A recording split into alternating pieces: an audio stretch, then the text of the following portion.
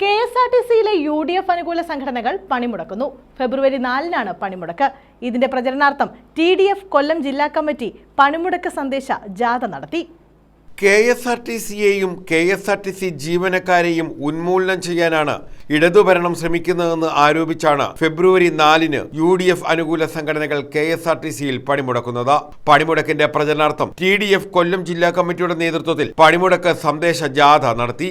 TDF സംസ്ഥാന working president D. അജയ്കുമാറാണ് ജാഥ captain. PJ Anilkumar vice ക്യാപ്റ്റനും സംസ്ഥാന organising secretary RV Sreekumar, M. Anilkumar, Vinesh N. B. Shylu എന്നിവർ അംഗങ്ങളുമായുള്ള ജാഥയാണ് പര്യടനം നടത്തിയത്. കരുനാഗപ്പള്ളിയിൽ CR മഹേഷ് MLA ജാഥ ക്യാപ്റ്റന് പതാക കൈമാറി ജാഥ ഉദ്ഘാടനം ചെയ്തു. വിദ്യാഭ്യാസ മേഖലയിൽ ജോലി ചെയ്യുന്ന അധ്യാപകർക്ക്, ജീവനക്കാർക്ക് കൃത്യമായ അവരുടെ ശമ്പളം, വേതനം, ആനുകൂല്യം ലഭിക്കുന്നുണ്ട്. ആരോഗ്യ മേഖല അതും ഒരു സേവന മേഖലയാണ്.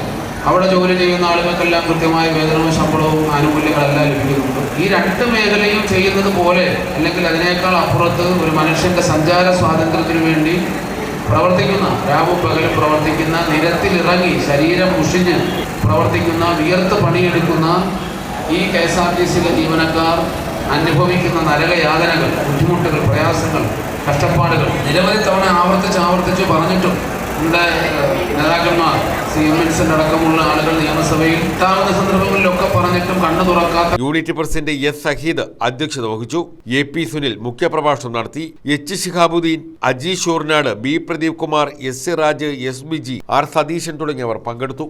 News bureau, Karunagappally.